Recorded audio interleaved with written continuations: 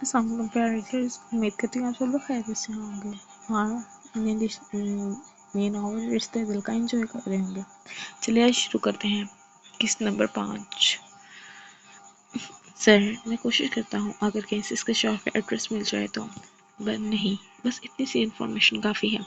اگر مزید پڑی تو آئی ول انفارم یو۔ اہل نے اپنے ماتحت کے بعد کارڈ دفعے کا اور فون بند کر دیا۔ کچھ خاص معلومات نہ ملنے پر اہل کی پریشانی مزید بڑھ گئی۔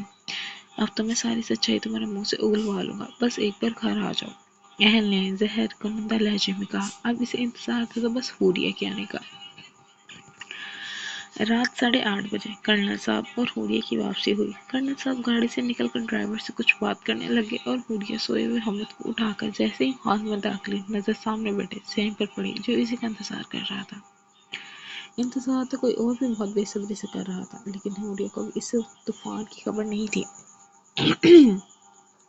بھابھی، آپ نے اتنی دیر کر دی آنے میں، میں اتنی دیر سے انتظار کر رہا ہوں۔ اچھا جلدی بتائیں کیا ہوا، خالہ نے کیا کہا، اور ماہی وہ؟ صبر لڑکے صبر، ذرا بریک پر پاؤں رکھو، سب بتاتی ہوں، حوریہ نے سیم کی بات کاٹ کر مسکراتے ہوئے کہا۔ بھابھی بتائیں بھی، توبہ کیا زمانہ آ گیا ہے، شادی کو لے کر اتنا ڈپریسڈ بندہ میں نے آج تک نہیں دیکھا۔ ابھی سے یہ حال ہے تو اب کو پتہ نہیں کیا کرو گے، حوریہ نے سیم کی بے قراری پر چوٹ کی۔ بھابھی، سیم نے چڑھتے ہوئے کہا۔ اچھا ٹھیک ہے، بتاتی ہوں، سب کچھ ویسا ہی ہوا جیسا میرا بھائی چاہتا تھا۔ تم ہی ہو اتنے اچھے کہ کسی بھی لڑکی کے لیے تمہارا ساتھ اس سے سب سے بڑھ کر خوش قسمتی ہوگی۔ خالہ نے کہا ہے انہیں کوئی اعتراض نہیں ہے۔ مائی کا حال بھی کچھ تمہارے جیسا ہی لگ رہا تھا۔ مجھے تمہاری بات پکی کر دی گئی ہے، بس اسی سنڈے کو تمہاری انگیجمنٹ ہوگی۔ باقی جو پوچھ رہے ہیں کل پوچھ لینا، ابھی اپنے کمرے میں جاؤ، میں بھی جا کر حمد کو سلاتی ہوں، تھک گئی ہوں اسے اٹھا کر، حوریہ نے مسکراتے ہوئے کہا تھا۔ جائیے جائیے، روم میں ایک اور سرپرائز آپ کا انتظار کر رہا ہے، صبح پوچھوں گا آپ سے کہ سرپرائز کیسا لگا، سعید نے جاتے ہوئے حوریہ سے کہا۔ پاگل ہے پورا، حوریہ نے سیم کی باتوں پہ مسکراتے ہوئے کمرے کی طرف بڑھی اور بغیر کسی طرف دیکھے حمد کو بیڈ پر لٹایا، اپنی عادت کے مطابق اس کے سر پر پیار کیا اور کمر درست کرنے کے بعد اپنے کانوں سے جھمکے اتارنے لگے اور ساتھ ہی ساتھ سیم کی گفٹ کو ڈھونڈنے کے لیے کمرے میں ادھر ادھر نظریں دوڑانے لگے۔ تبھی اسے کمرے میں کسی اور کی موجودگی کا احساس ہوا۔ جیسے ہی اس نے صوفے پر شان سے براجمان روبرو سے اہل کو دیکھا جو اسے ہی دیکھ رہا تھا بلکہ گھور رہا تھا، اس کی سانس سینے میں اٹک گئی تھی اور ہاتھوں سے چھوٹ کر جھمکے نیچے گر گئے۔ وہ لمحہ آ گیا تھا جس کے لیے لاکھ چاہنے کے باوجود بھی حوریہ خود کو تیار نہ کر سکی تھی۔ حوریہ اکثر اہل کے آنے کا سوچتی تھی، لیکن اس کے آنے پر وہ کیا کرے گی یا اس کو سچائی کیسے بتائے گی، یہ اس نے کبھی نہیں سوچا تھا۔ وہ یہ سب کبھی سوچ ہی نہیں سکتی تھی، اس کی سوچیں تو اہل کے آنے پر ہی ختم ہو گئی تھی۔ حوریہ کو خود کی طرف متوجہ پا کر اہل اپنی جگہ سے اٹھا اور سخت تیور لیے حوریہ کی طرف بڑھا۔ حوریہ کی طرف بڑھنے لگا، چہرے پر چٹانوں سی سختی اور آنکھوں میں جلا کر خاک کر دینے والی تپش لیے اہل حوریہ کو پاس آیا، لیکن اس سے کچھ بھی کہنے سے پہلے دروازہ کھول کر کرنل صاحب نے اندر آئے اور دونوں کو اتنے قریب دیکھ کر شرمندہ سے ہو کر کہنے لگے، سوری ٹو ڈسٹرب یو، لیکن مجھے ابھی سیم سے تمہارے آنے کا پتہ چلا تو بس خود کو تم سے ملنے سے روک نہیں سکا، صبح تک انتظار نہیں ہوا۔ کرنل صاحب کو دیکھ کر اہل تھوڑے سے فاصلے پر ہوا اور حوریہ اپنی کب سے اٹکی ہوئی سانس بحال کی۔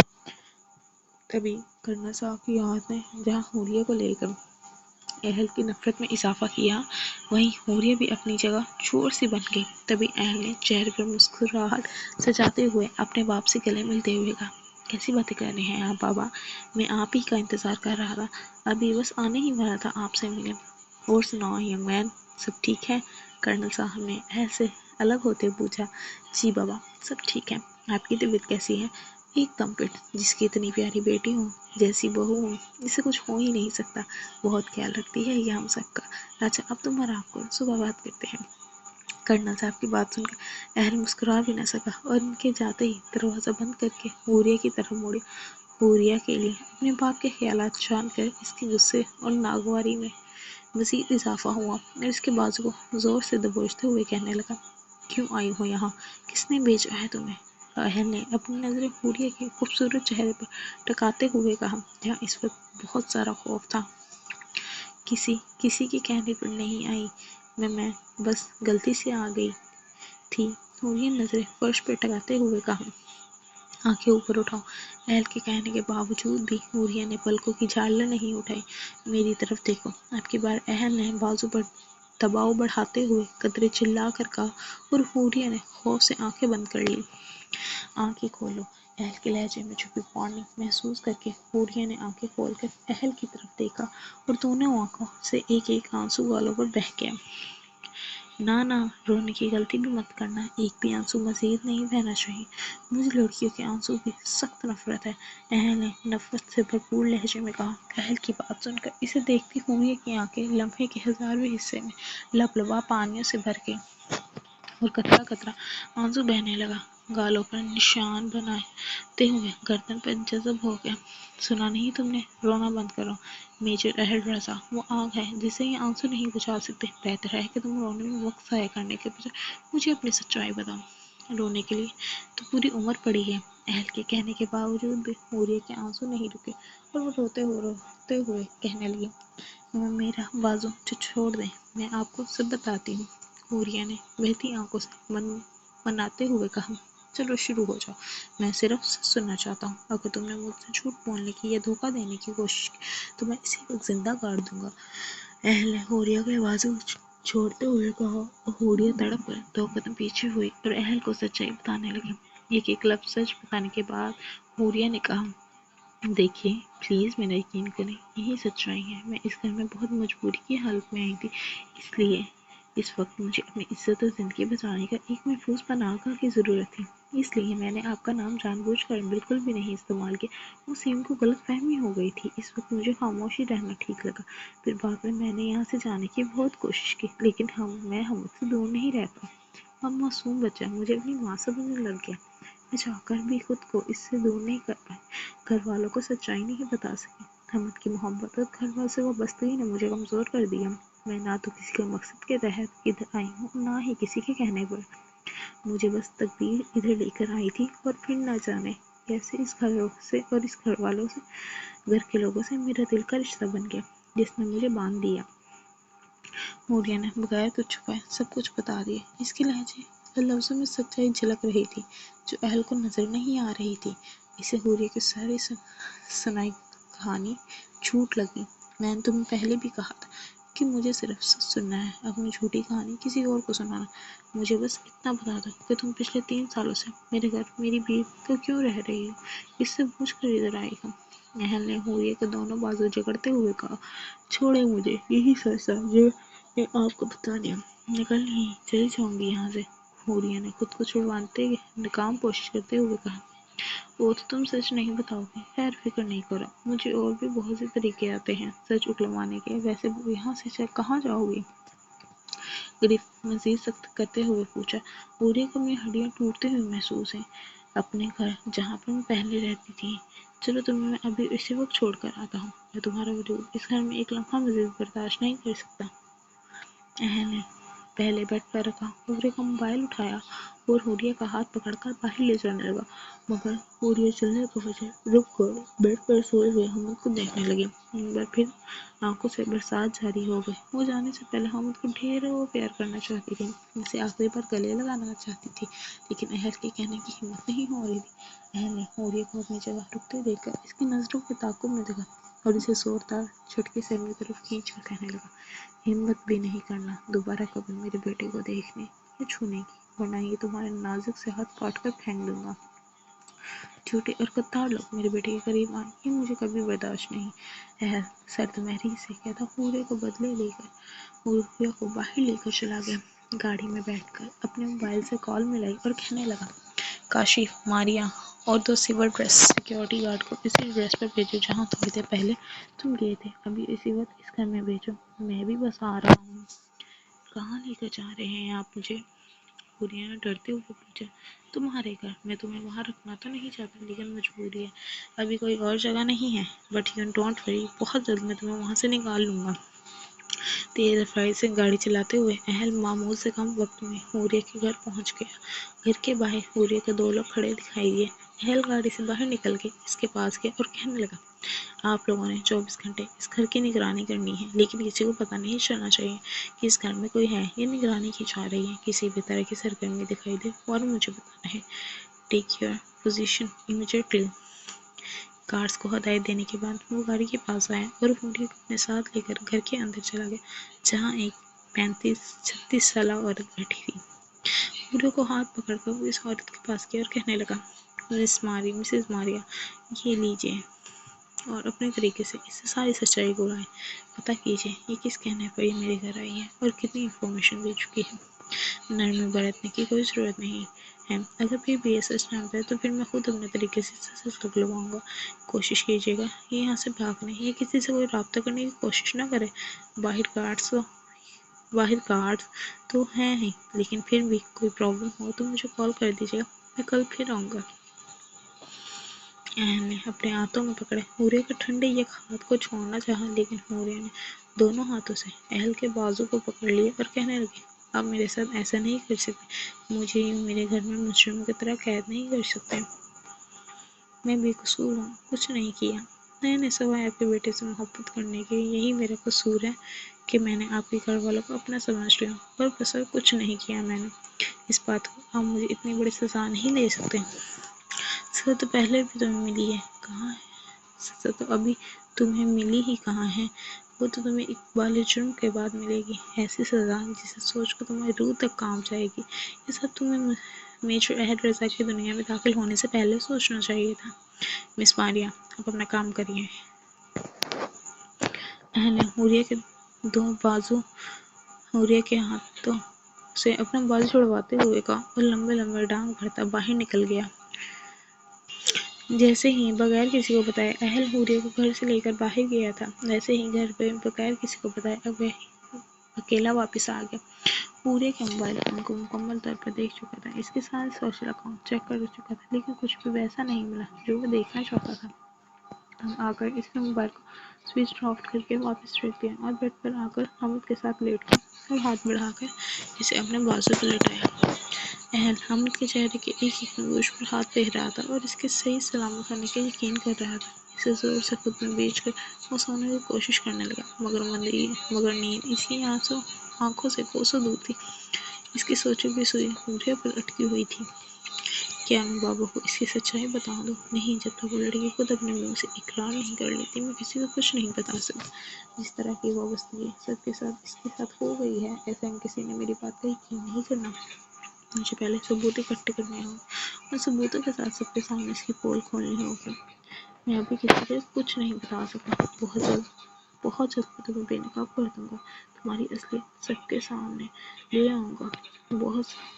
بس بہت ہو گیا، اب تمہارے میرے گھر والوں کے جذبات کے ساتھ مزید نہیں کھیل سکتی۔ اب میں تمہارے دھوکے کی سزا دینے کا وقت آ گیا ہے۔ حوریہ کے بارے میں سوچتے ہوئے رات کافی دیر سے اسے نیند نہیں آئی تھی، لیکن صبح اس کی آنکھ اپنے وقت پر کھل گئی تھی۔ محمد کو ایک نظر دیکھنے کے بعد وہ بستر سے اٹھ کر وضو کیا اور نماز فجر ادا کی۔ نماز پڑھنے کے بعد وہ جاگنگ کے لیے باہر نکل گیا۔ اہل پورے 1 گھنٹے بعد واپس آیا، لیکن گھر میں ہنوز خاموشی کا راج تھا۔ سبھی لوگ سوئے ہوئے تھے۔ کرنل صاحب کے سحر گریزی کی عادت سے وہ بخوبی واقف تھا، اس لیے ان کا بھی ابھی تک سونا اہل کو حیران کر رہا تھا۔ وہ یہ نہیں جانتا ہے کہ پچھلے 3 سالوں میں یہ گھر اور اس کے گھر کے مہینوں کو حوریہ کی عادت پڑ چکی تھی۔ وہ سب کو جگاتی تھی اور آج چونکہ وہ تھی نہیں، اس لیے سب سو رہے تھے۔ اہل سوئے ہوئے کرنل صاحب پر ایک نظر ڈالتا واپس اپنے کمرے میں آیا اور کچھ ہی دیر بعد وہ نہا دھو کر خوشبوؤں میں بسا بیڈ پر حامد کے نزدیک بیٹھ کر اس کو دیکھنے لگا۔ وہ حامد کو گلے لگانا چاہتا تھا، اسے باتیں کرنا چاہتا تھا، لیکن حامد اٹھ ہی نہیں رہا تھا۔ تبھی اہل نے بڑھتے جذبات سے مجبور ہو کر اسے اٹھانا شروع کر دیا۔ اٹھو بیٹا، اٹھ جاؤ، اہل نے حامد کو گالوں کو تھپتھپاتے ہوئے کہا۔ ماما سونا ہے؟ اہل کے ہلانے پر حامد نے اس کے ہاتھ ہٹائے اور کروٹ بدل کر سو گیا۔ جب اہل نے ہلانے اور بلانے پر بھی حامد نہیں اٹھا تو اہل نے اسے اٹھا کر بٹھا دیا۔ حامد نے ہڑبڑا کر اپنی آنکھیں کھولی اور سامنے حوریہ کے بجائے اہل کو بیٹھے دیکھ کر खुश होते हुए कहने लगा, पापा पापा आप आ गए। अहमद अहल के मुंह पर हाथ फेर रहा था, जैसे इसकी मौजूदगी का यकीन करना चाहता हूँ। अपने बाप को गालों पर चढ़ चढ़ प्यार करने के बाद वो ऊंचा ऊंचा चिल्लाने लगा, मामा देखो पापा आ गए। क्या हूँ मामा पापा आ गए। अहमद अहल की मदद से बेड से नीचे उतरा और जोर जोर से हूरिया को बुलाने लगा। कमरे में हूरिया को ना पाकर वो अब घर में से ढूंढने लगा। अहल जो अहमद को अपने सामने देखकर खुश हो रहा था, अभी ठीक तरह से इसे गले भी नहीं लगा था पाया और वो मामा मामा चिल्लाता बाहर निकल गया। अहमद को हूरिया का पुकारना इसे बिल्कुल पसंद नहीं आया था। अहमद पूरे घर में हूरिया को ढूंढता रहा, इसे पुकारता रहा, लेकिन वो कहीं नहीं थी। हॉल के सोफे पर चढ़कर अब वो ऊंचा ऊंचा रोने लगा। शोर की आवाज सुनकर कोने था और सेम भी कमरे से बाहर आ गए और सवालिया नजर से अहल की तरफ देखने लगा। सबकी नजर खुद में महसूस करके अहल ने सोचा समझ जवाब दिया, इसकी किसी रिलेटिव के यहाँ इमरजेंसी हो गई है, वो इधर गई है, वो 1-2 दिन तक आ जाएगी। अहल के कहने पर कर्नल साहब ने पाबंदी से कहा, ऐसे कैसे जा सकती है वो बगैर किसी को बताएं, और किधर गई है वो। यहाँ तो पर तो इसका कोई रिश्तेदार नहीं है, यहाँ भी अचानक कहाँ से रिश्तेदार आ गए हैं।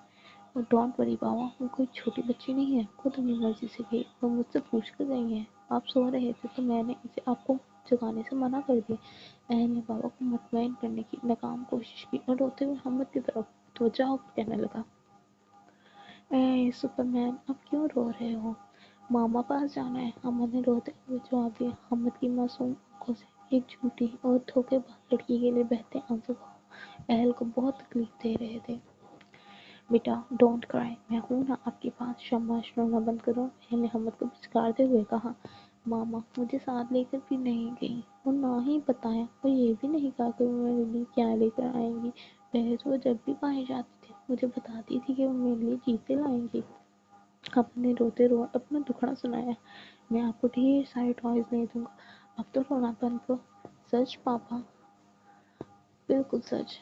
ठीक है फिर आप मुझे जल्दी से तैयार कर दें, फिर हम ढेर सारे खिलौने लेंगे, चाचू और पापा दादू भी साथ लेकर जाएंगे।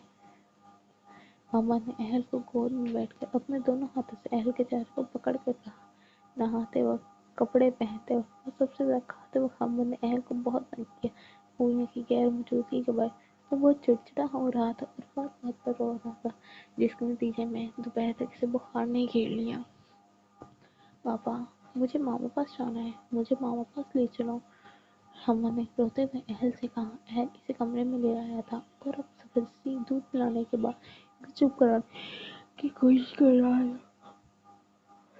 सुबह से लेकर दोपहर तक अम्मा ने इसे बहुत तंग किया। वो इसे मुसलसल पैम्पर करने की कोशिश कर रहा था, मगर अम्मा थोड़ी देर से बहलकर फिर मामा की रट लगा देता।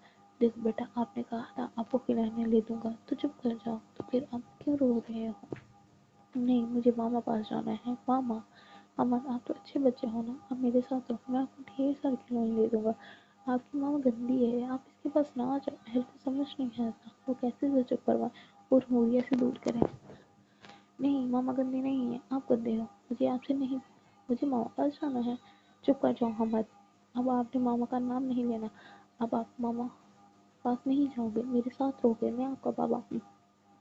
अहल ने थोड़ा ऊंची आवाज में कहा और फिर हमद को उठाने लगा, लेकिन वो और जोर जोर से रोने लगा और अहल को मारने लगा। तभी सईद आ गया और अहमद को उठाकर अपने साथ ले गया। अहमद के रवैये ने अहल को परेशानी को सही मायनों में बढ़ा दिया था। वो कुछ सोचते हुए बाहर की तरफ निकल गया। Any progress Mrs Maria.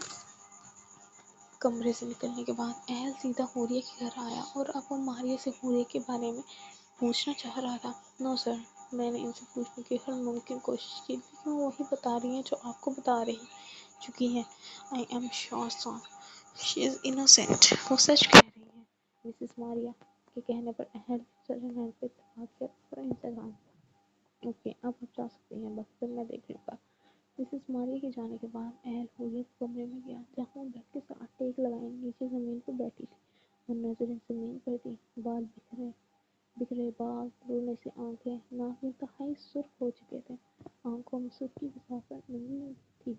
इसी हालत पर तो एक लम्हे के लिए अहल की नजरों के आगे कर मुस्कुराते लोगों ने कानों से झुमके दांत निकाल दी और तेज से कमरे में नजर बन गया। पगल हंसती मुस्कुराती सूर्य की खूबसूरती देख कर एक लम्हे के लिए साबित हुआ था। वो गम और हुस्न के रंगों में डूबी जमीन पर बैठी खामोशी से मूरत को देख कर फिर साबित हुआ।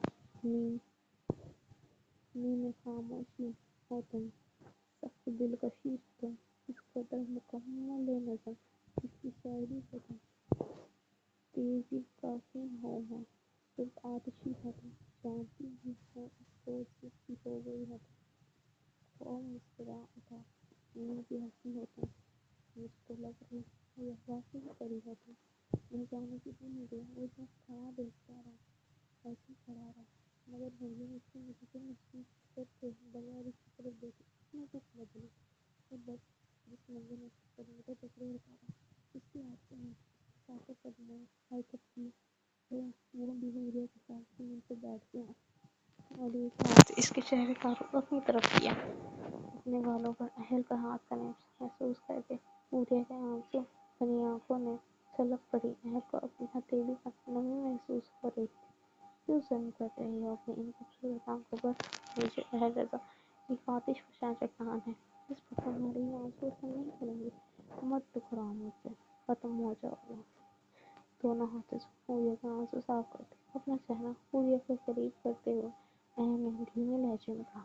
अहल के इतने करीब होते हुए सूर्य ने वो मुश्किल सुना। अहल की सांसों को अपने चेहरे पर महसूस करते सूर्य ने पूरी कुव्वत इसके पीछे किया और अपने चेहरे की गश्ते लगाते। क्यों कर रहे हैं आप ऐसा? क्यों नहीं यकीन कर रहे मेरा?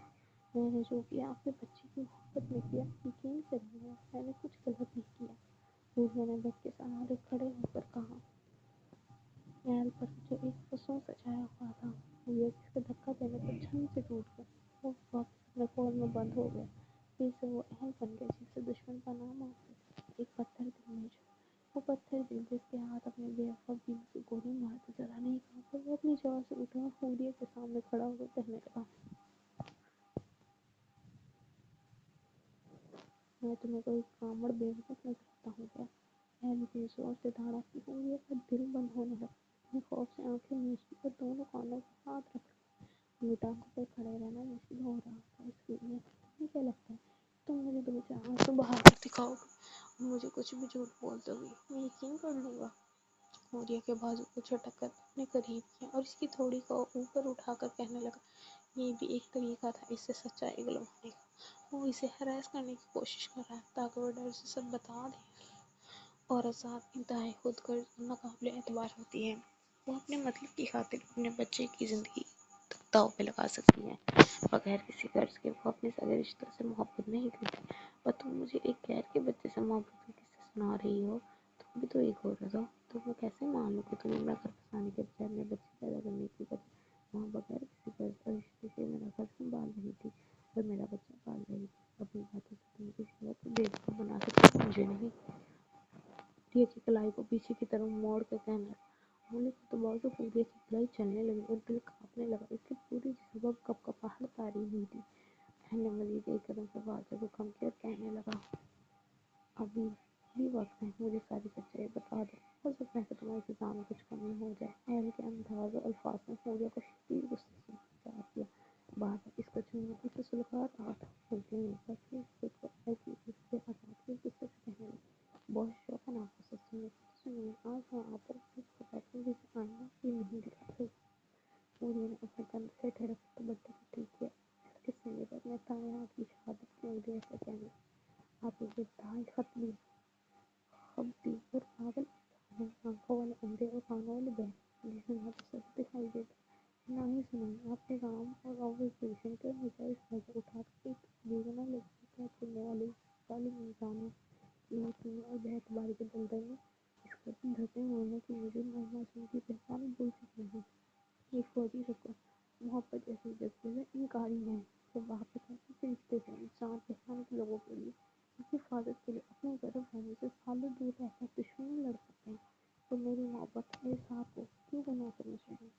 और क्या जितने भी काबिल एतबार की लेकिन खालिश ममता से भरपूर होती है। इसी ममता को आज मजबूर कर मैंने उसको चुना। अपने दिल की भड़ास निकाल कर सूर्य लंबे लंबे सांस ले रहे हैं और अहम इसे कुछ सुस्त कहने के लिए मुंह खोला ही था। इसका मोबाइल बज سکین تم فہیم کا نمبر دے دو۔ اس نے کہا ہاں فہیم بولو۔ فہیم کا نام سن کو موریہ نے فون لگا، لیکن فون نے فوراً اس کے منہ سے آ کے ہاتھ رکھ دیا۔ موریہ کی پشت وہ کے سینے سے لگا اور وہ دونوں ہاتھوں سے اہل کا ہاتھ اپنے منہ سے ہلانے کی کوشش کی کہ اہل کی اگلی بات کو ساکت کر دیا۔ کیا کہہ رہے ہو تم سے؟ کیسے وہ بھی ہو سکتا تھا؟ وہ ایک لمحہ کو رک کر فہیم کی باتوں میں کہا، میں ابھی ہاسپٹل آتی ہوں، اس کا خیال رکھنا۔ فون بند کر کے جیسے اہل نے موریہ کے منہ سے ہاتھ ہلایا، اس نے کہا کون ہاسپٹل میں ہے؟ ہم تو ٹھیک ہے نا؟ کون ہے جو ہوش ہوا ہے؟ پلیز بتائیں۔ اس بات سے وہ پہلے وہ کمزور سی ویڈیو بن چکی تھی جس کی ہمت اس سوچ سے ختم ہے جی اس کا بیٹا پولیس میں ہے۔ اس کے سوالات کو نظر انداز کیا، اہل باہر کی طرف لے لیکن محمود ہے تو بازو پکڑ لیا، کہنے لگے نہیں مجھے ایسے چھوڑنا نہیں چاہتا، مجھے حمد کے پاس ہے کیا ہوا ہے مجھے بتائیں۔ جب ایک لفظ نہیں اور پہلے بھی تمہاری وجوہات کی کہانی کے ہاتھ دعا کر وہ ٹھیک ہو جیسے کچھ ہو اور اب تک اسی سمے تمہاری قبر بنا دوں گا۔ یہ کہے وہ روتی بلکتی سوریا کو گھر میں اکیلا بند کر کے چلا گیا۔ امید کرتی ہوں یہ ناول آپ لوگوں کو پسند آئے۔ اگر آپ لوگوں کو پسند آئے لائک کمنٹ سبسکرائب لازمی کر دیجیے گا اور اپنا ریویو ضرور دیجیے گا، اور دل کی کہانیاں ناول سبسکرائب کر کے ہر روز اس کی نئی قسطیں پڑھیے گا اور اپنا ریویو شیئر کیجیے گا۔ اوکے، خدا حافظ، خیال رکھیے گا۔